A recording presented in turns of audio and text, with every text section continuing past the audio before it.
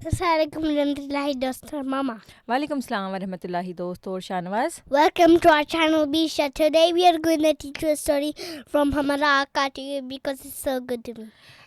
دوستو جیسا کہ آپ جانتے ہیں ہم نے یہ کتاب ہمارا آقا شروع کی ہوئی ہے اور امید ہے کہ آپ نے اس کی جو پریویس ویڈیوز ہیں وہ ساری دیکھ لی ہوں گی. آج شاہنواز ہم اس میں سے جو پارٹ پڑھیں گے اس کا ٹائٹل ہے جاں نثار بیوی. جاں نثار کہتے ہیں لوئل کو جو کہ اپنی جان تک آپ کے اوپر لٹا دینے کے لیے تیار ہو.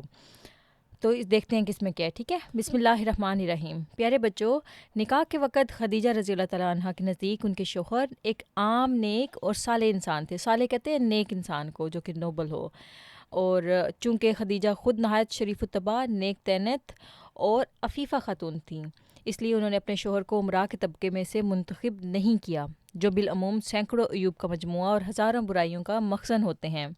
عام طور پہ یہ ہوتا ہے شاہنواز کہ جب کوئی انسان امیر ہو جاتا ہے تو اس کے اندر خود بخود ہی ایسی برائیاں آ جاتی ہیں جو کہ عام طور پر انسان کو جو غربا میں نہیں ہوتی ہیں. مثال کے طور پہ جو امیر لوگ ہیں وہ زیادہ الکوہل کی طرف جاتے ہیں یا پھر اور ان کے اندر دوسری برائیاں ہوتی ہیں, تو اس لیے انہوں نے ان برائیوں سے بچنے کے لیے بھی حضور صلی اللہ علیہ وسلم کا انتخاب کیا تاکہ ان کو ایک ایسا نیک انسان مل جائے جس کے ساتھ وہ اپنی ساری زندگی گزار سکیں. تو جس کے پاس, بلکہ انہوں نے ایسے انسان کو اپنے لیے پسند کیا جس کے پاس اگرچہ درہموں دینار کی فراوانی نہ تھی مگر نیکی اور پرہیزگاری کی دولت سے مالا مال تھا. حضور صلی اللہ علیہ وسلم ایک نیک اور پرہیزگار انسان تھے جب نبوت سے پہلے نا, جس کی دیانتداری اور معاملہ فہمی کا خود ان کو ذاتی طور پر تجربہ ہو چکا تھا. یعنی کہ حضرت خدیجہ کو وہ کیونکہ ان کے ساتھ وہ بزنس کرتی تھیں تو ان کو پتہ تھا کہ یہ انسان جو ہیں یہ بہت زیادہ دیانتدار ہے. اور آپ کو یہ بھی پتہ ہے شاہنواز کہ پچھلی ویڈیوز میں ہم نے ایک ریکارڈنگ کی تھی صادق اور امین کے بارے میں کہ لوگ حضور صلی اللہ علیہ وسلم کو کتنا سچا اور کتنا امین سمجھتے تھے. اچھا, تو ان کو تجربہ ہو چکا تھا کہ حضور صلی اللہ علیہ وسلم کتنے امانت دار ہیں. مگر یہ سب کچھ نوجوان شوہر کے اخلاق فاضلہ کا صرف بیرونی حصہ تھا.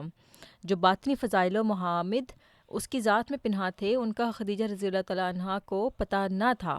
اب جب کہ ایک جگہ اور ایک ساتھ رہنا ہوا تو خدیجہ کو کچھ علم اس بات کا ہوا کہ اس کا محترم اور مقدس شوہر کیسی عجیب و غریب شخصیت اور کیسے عدیم المثال اخلاق کا مالک ہے. خدیجہ کے وہم و گمان میں بھی یہ بات نہیں تھی. خدیجہ کو کچھ علم ہوا اس بات کا کہ اس کا محترم اور مقدس شوہر کیسے عجیب و غریب شخصیت اور کیسے عدیم المثال اخلاق کا مالک ہے. خدیجہ کے وہم و گمان میں بھی یہ بات نہیں تھی کہ عرب کے تاریک ذرات میں سے بھی ایسا ماہ کامل اٹھ سکتا ہے جس کی روشنی وقت آئے گا کہ تمام دنیا میں پھیل جائے گی. خدیجہ رضی اللہ تعالیٰ عنہ کی خوش قسمتی کی قسم کھانی چاہیے جسے اللہ تعالیٰ نے محض اپنے فضل سے چھپڑ پھاڑ کر یہ بیش بہا دولت دی. اب اس کا مطلب یہ ہے کہ شاہنواز کے حضرت خدیجہ کو تو پتہ نہیں تھا کہ حضور صلی اللہ علیہ وسلم ایک دن اتنا ان کے اندر نور اللہ تعالیٰ بھیج دے گا کہ وہ پوری دنیا میں پھیل جائے گا. نور کہتے ہیں اس لیول کے اخلاق کے جس کی وجہ سے پوری دنیا جو ہے آپ کی طرف کھینچی چلی آئے. تو اللہ تعالیٰ نے حضور صلی اللہ علیہ وسلم کو وہ نور دیا تھا.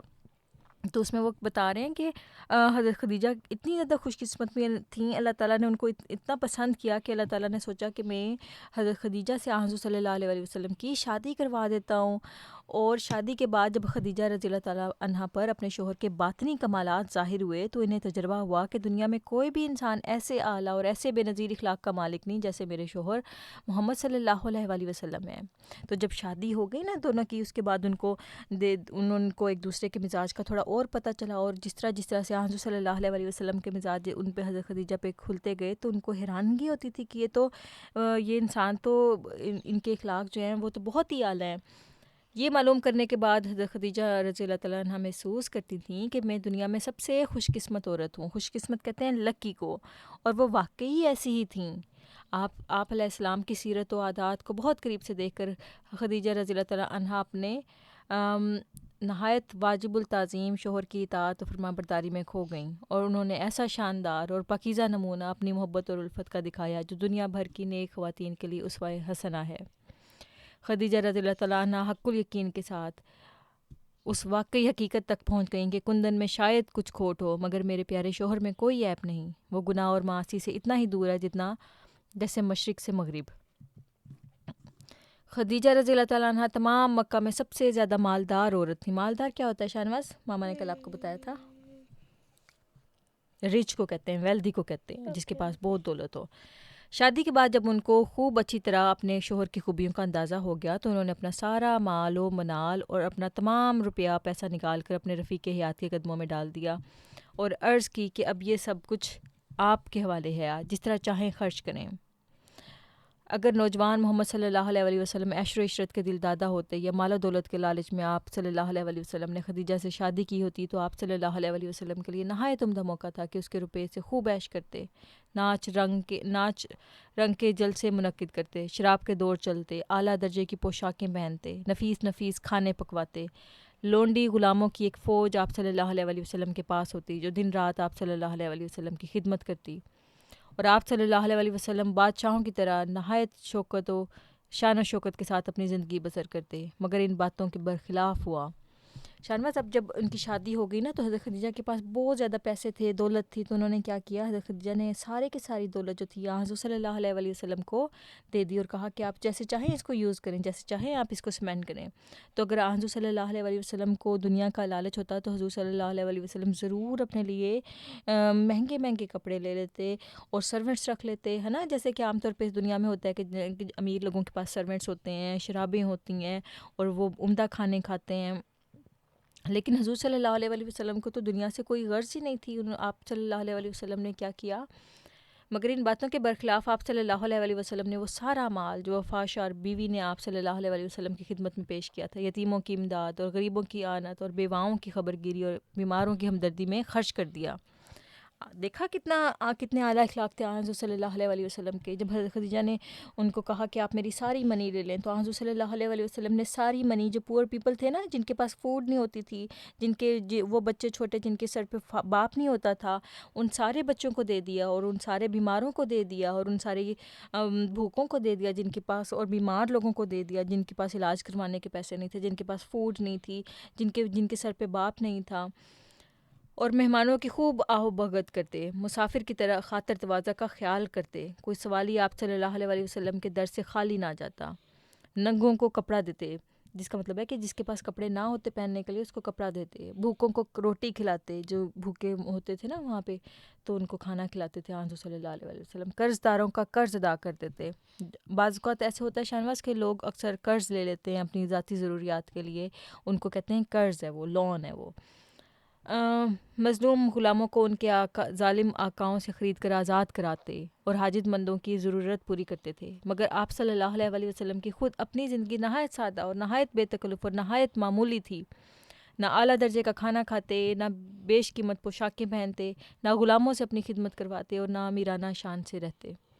تمام اہل مکہ کے ساتھ آپ صلی اللہ علیہ وسلم کا سلوک نہایت ہمدردانہ تھا۔ ہمدردانہ کا مطلب ہوتا ہے کہ حضور صلی اللہ علیہ وسلم بہت زیادہ کائنڈ تھے، بہت شفیق تھے، ہر شخص کے کام آتے اور ہر شخص کی مدد کرتے تھے۔ اگر کبھی دو آدمیوں میں جھگڑا ہو جاتا تو آپ نہایت نرمی اور محبت کے ساتھ دونوں کو سمجھاتے اور آپس میں صلح کروا دیتے تھے۔ آپ صلی اللہ علیہ وسلم کی دیانت اور امانت پر اس درجہ لوگوں کو یقین تھا کہ اپنی امانتیں لوگوں آپ صلی اللہ علیہ وسلم کے پاس لا کر رکھتے اور بالکل بے فکر ہو کے دور دراز ملکوں میں تجارت کے لیے چلے جاتے۔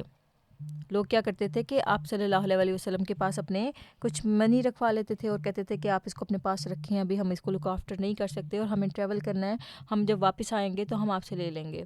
اور لوگوں کو حضور صلی اللہ علیہ وسلم پہ اتنا ٹرسٹ تھا کہ حضور صلی اللہ علیہ وسلم اس میں سے کوئی پیسہ خرچ نہیں کریں گے، اور کیا مجال جو کسی کی امانت میں کبھی ایک پیسے کا بھی فرق پڑا ہو۔ لوگ اپنے معاملات میں آپ صلی اللہ علیہ وسلم کو ثالث مقرر کرتے ہیں۔ ثالث کہتے ہیں کہ وہ بندہ جو کہ صحیح فیصلہ کر دے دو لوگوں کے جھگڑے کے درمیان۔ تو آپ صلی اللہ علیہ وسلم ہمیشہ نہایت عدل و انصاف کے ساتھ فیصلہ کرتے اور کبھی کسی کی بیجا طرفداری نہ کرتے۔ خدیجہ رضی اللہ تعالیٰ عنہ ان محامد کو دیکھتی اور دل ہی دل میں خوش ہوتی تھیں کہ خدا نے مجھے کیسا بے نظیر شوہر دیا ہے جو ہزاروں صفات کا مالک ہے اور ہزاروں لاکھوں میں ایک ہے۔ ان کو اپنے فرشتہ صفت شوہر سے محبت نہیں بلکہ عشق تھا، اور یہ عشق آخر وقت تک برابر ترقی کرتا چلا گیا۔ ترقی کہتے ہیں پروگریس کو، یہاں تک کہ موت نے ان کو اپنے محبوب صلی اللہ علیہ وسلم سے جدا کر دیا۔ اور پھر ایسا ہوا شاہنواز کیا حضور صلی اللہ علیہ وسلم کی جو وائف تھی نا حضرت خدیجہ، ان کی ڈیتھ ہو گئی، اور اس طرح سے وہ جدا کا مطلب ہوتے ہیں سیپریٹ ہو گئے۔ تو پھر دیکھو پہلے حضور صلی اللہ علیہ وسلم کی والد کی ڈیتھ ہوئی، پھر ممی کی ڈیتھ ہوئی، پھر اس کے بعد دادا تھے، گرینڈ فادر تھے، ان کی ڈیتھ ہو گئی، پھر چچا تھے ان کی بھی ڈیتھ ہوئی، اور پھر اس کے بعد بیوی آئیں ان کی بھی وفات ہو گئی. تو حضور صلی اللہ علیہ وسلم کے دل پہ کتنا زیادہ غم آیا کہ دیکھو جو بھی مجھے میرے قریب ہوتا ہے وہ اللہ میاں اس کو اپنے پاس بلا لیتا ہے، اور مجھے پھر اس کا دکھ ہوتا ہے نا جب کوئی انسان کے پیارے فوت ہو جاتے ہیں. تو اللہ تعالیٰ نے پھر حضور صلی اللہ علیہ وسلم کو جب صبر کیا نا حضور صلی اللہ علیہ وسلم پہ کہ ٹھیک ہے اللہ تعالیٰ کی مرضی، اگر اللہ تعالیٰ نے کسی کو فوت کر دیا، کسی کو مجھ سے جدا کر دیا، تو اس پہ صبر کیا، اور اس کی وجہ سے اللہ تعالیٰ نے حضور صلی اللہ علیہ وسلم کو بہت زیادہ چیزوں سے نوازا، بہت زیادہ ثواب دیا. تو ابھی ہم اس کو ختم کرتے ہیں. شاہ نواز آپ یوں کریں، درود شریف سنائیں، پھر ہم اس ویڈیو کو ختم کرتے ہیں دوستو. اعوذ باللہ من اللہم صلی اللہ اللہم صلی علی محمد صلی اللہ صلی علی محمد والا وعلی آل محمد کما صلیت علی ابراہیم وعلی آل ابراہیم انک حمید مجید. اللہم بارک اللہم بارک علی محمد علی محمد علی محمد وعلی آل محمد کما صلیت کما بارکتا کما بارکت علی ابراہیم وعلی آل ابراہیم انک حمید مجید. جو کبھی نہیں دوستو، اس واقعے کو ہم آنے والی ویڈیوز میں کنٹینیو کریں گے. تب تک کے لیے اللہ حافظ. And don't forget to subscribe our channel.